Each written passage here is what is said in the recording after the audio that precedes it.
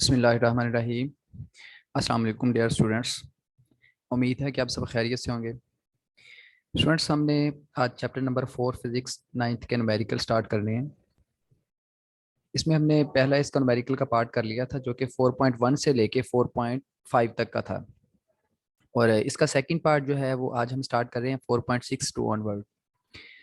Students, 4.1 से लेके 4.5 तक जो हमने न्यूमेरिकल्स किए थे ना, उसमें ज़्यादातर हमने फोर्सेस के बारे में डिस्कस किया था कि फोर्सेस को हमने कंबाइन कैसे करना है, रिजल्टेंट फोर्स कैसे फाइंड करनी है अगर हमारे पास डिफरेंट डायरेक्शन में फोर्सेस हैं कोई।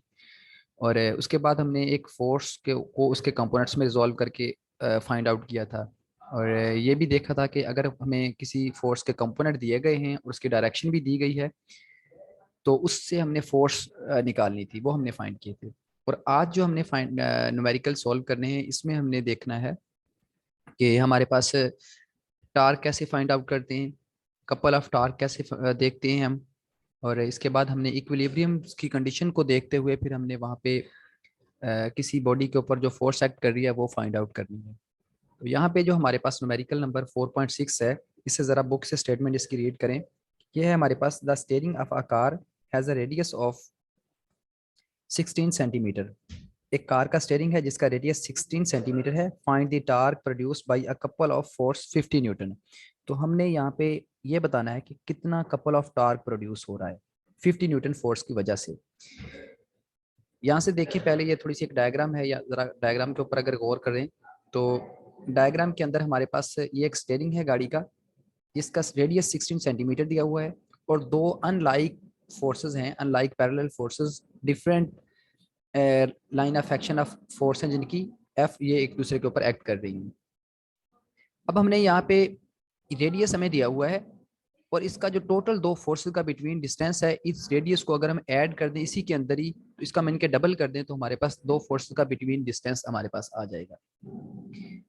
अच्छा, तो गिवन हमारे पास जो वैल्यूज हैं वो रेडियस ऑफ आ स्टीयरिंग है 16 सेंटीमीटर, इसका सेंटीमीटर हमने खत्म किया तो 0.16 मीटर आ गया। फोर्स हमारे पास जो दो हैं वो है फोर्स 50 न्यूटन की फोर्सेस हैं।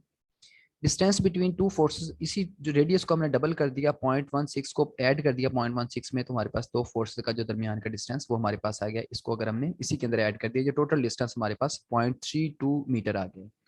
तो हमने कपल ऑफ टार्क फाइंड करना है, मीन की जिसको हम कहते हैं टार्क ऑफ द कपल। वो हमारे पास फॉर्मूला होता है टार्क ऑफ कपल का, product of one of the forces multiply by the distance between the couple of force.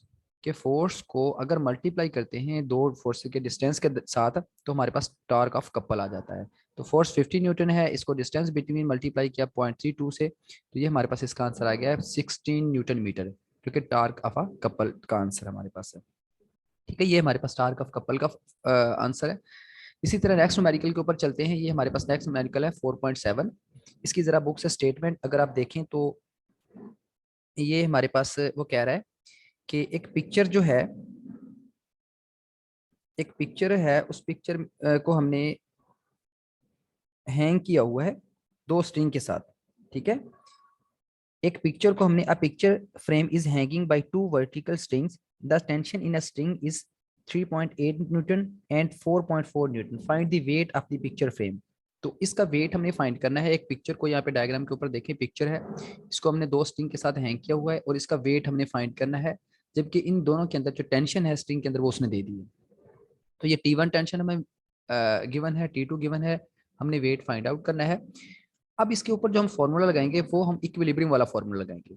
हमें पता है कि the picture is in equilibrium, so sum of all the forces acting on is it zero. इसके ऊपर जितनी force act कर रही हैं उसका सम हमारे पास जीरो आ जाएगा। तो यहाँ पे हमारे पास, अब देखें जरा, सम ऑफ फोर्स में हमारे पास एक्स एक्सिस की फोर्स आती हैं और वाई एक्सिस की फोर्स। अब एक्स एक्सिस की फोर्स तो यहाँ पे कोई रिप्रेजेंट नहीं हो रही हमें, लेकिन वाई एक्स की डायरेक्शन में फोर्सेस जो है वो ये टेंशन ऊपर की जानब और वेट डाउनवर्ड है। तो ये सम लेंगे, जब इनका सिग्मा लेंगे, सिग्मा वाई, ये सिग्मा वाई इसका लेंगे तो हमारे पास आ जाएगा T1 और T2 ऊपर की जानब वो ऐड हो जाएंगी, और W नीचे की जानब अपोजिट डायरेक्शन में इसमें से सब्ट्रैक्ट हो जाएंगी। तो हमारे पास सम तमाम फोर्सेस का वाई की डायरेक्शन में is equal to zero. T1 और T2 की वैल्यू जो है इसमें पुट करते हैं, -W दूसरी तरफ जाके प्लस W हो जाएगा, ये इस माइनस दूसरी तरफ जाके प्लस हो जाएगा। तो W is equal to 8.2 newton इसका हमारे पास यहाँ पे आंसर आ जाएगा। ठीक है स्टूडेंट, इसके बाद हमारे पास जो अगला क्वेश्चन है वो कह रहा है 4.8 में, इसकी जरा स्टेटमेंट देखें बुक से, वो कह रहा है कि 2 blocks of masses 5 kilogram and 3 kilograms are suspended by the two strings as shown in fig. Find the tension in each string.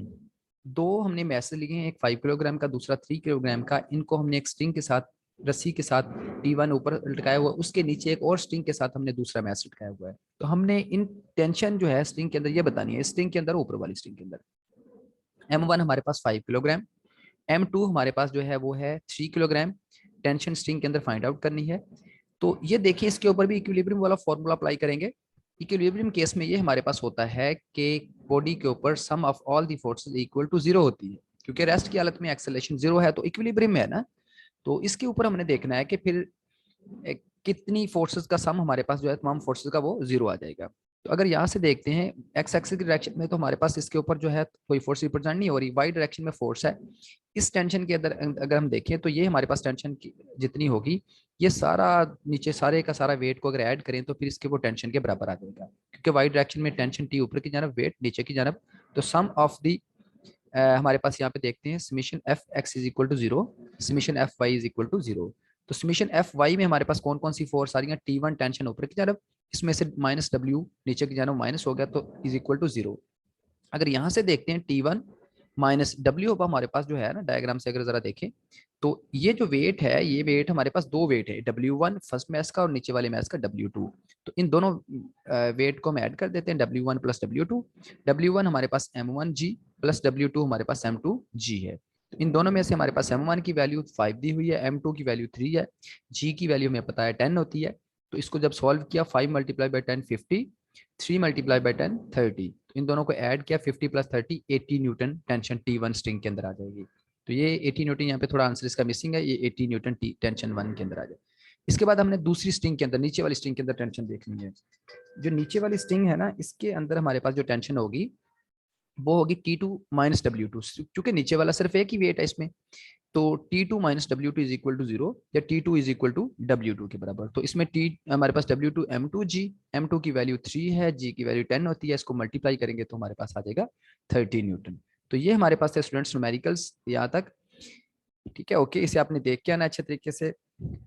Next जो हमारा जो टॉपिक होगा, इंशाल्लाह फिर हम उससे रिलेटेड इसको कंप्लीट करेंगे। ओके, खुदा हाफिज।